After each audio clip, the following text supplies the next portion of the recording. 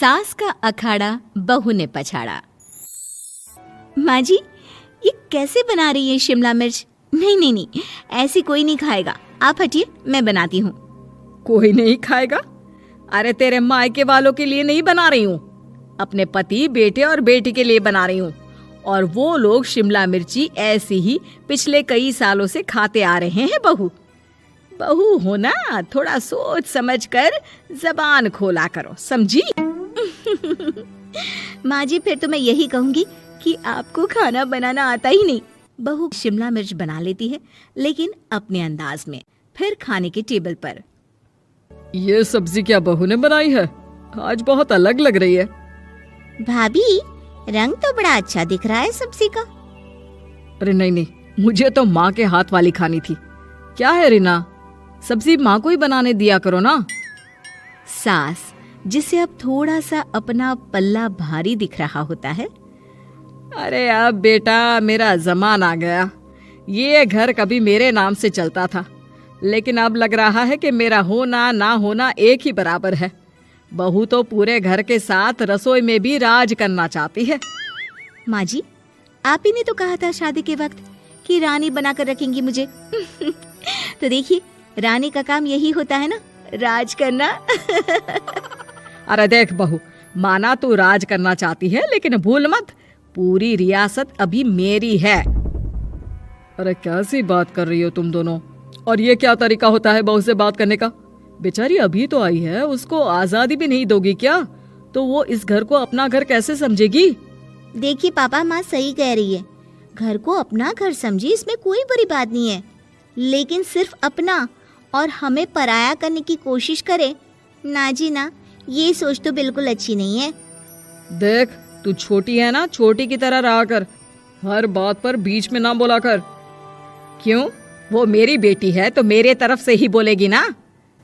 माँ जी, ये तरफ क्या होता है? हाँ, वो मेरी बहन नहीं है क्या?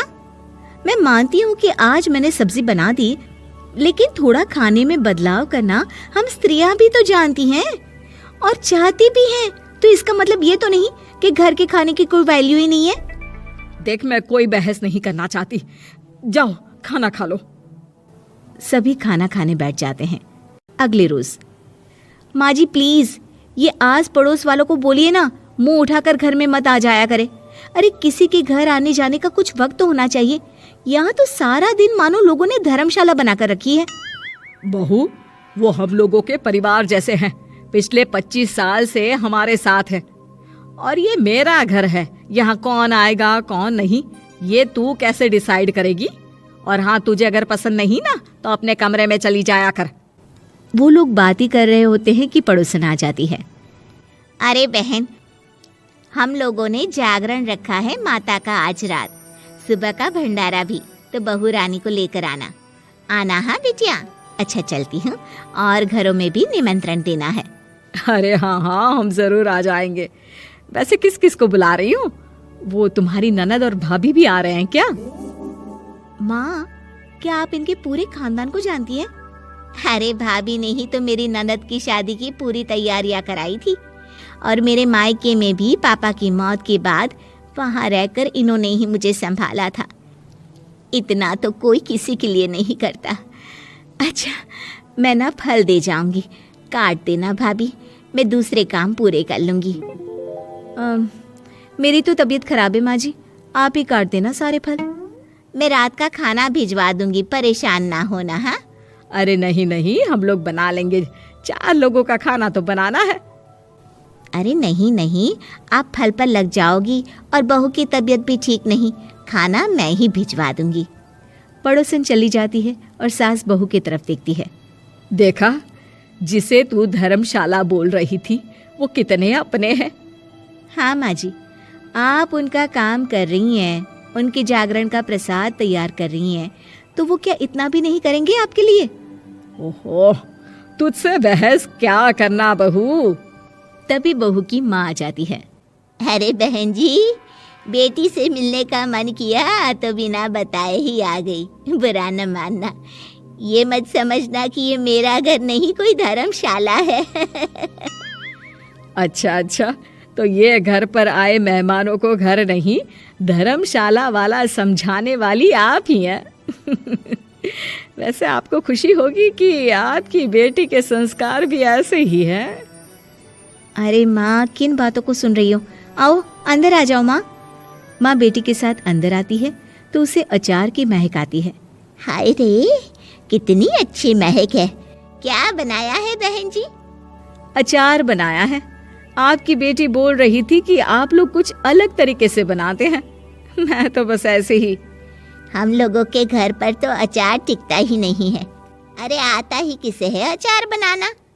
लेकिन जैसे ही बेटी माँ को कमरे में ले जाती है, क्या है माँ, क्यों आ गई यहाँ पर? बताकर तो आना चाहिए। अरे कैसी बात कर रही है बेटी? माँ को बेटी से मिलने का मन किया तो क्या माँ नहीं आ सकती? आ सकती है माँ, क्यों नहीं, लेकिन तू ना पूरा खेल बिगाड़ रही है। खेल? कैसा खेल बेटी? मुझे भी तो बता देती तो मैं भी खेल लेती। माँ, जब से शादी करके इस घर में आई हूँ ना, सासू माँ ने मेरा घर का रट लगा कर रखा है। अब मैं ये बताना चाहती हूँ कि यहाँ मैं आ गई हूँ। कोई भी चीज़ जो पहले होती थी वो ठीक नहीं थी, तो मैं उसे परफेक्ट करूँगी। अच्छा, यानी बात सिंहासन की है कि पहली रानी को उतारना है। हाँ माँ, तुम्हें जो समझना है समझो, लेकिन बात तो यही है। पर बेटा वो... बेटी कुछ नहीं समझती और दरवाज़ा खोलकर बाहर चली जाती है। माँ, जो कि एक अच्छी औरत होती है, बेटी को समझाने की कोशिश तो करती है। बाहर सास के सामने माँ कहती है, अरे बहन जी, आप चलिए ना मेरे साथ मेरे घर, बहू का मायका भी देख लीजिए। अरे नहीं नहीं बहन जी, आप ही रुकिए हम लोगों के पास। शाम को जागरण है, वहाँ ले चलेंगे। उसी का प्रसाद तैयार कर रही हूँ। अच्छा, हमें भी तो सिखा दीजिए कैसे तैयार करते हैं। अरे कैसी बात कर रही हो माँ, कितने जागरण करवा चुकी हो तुम?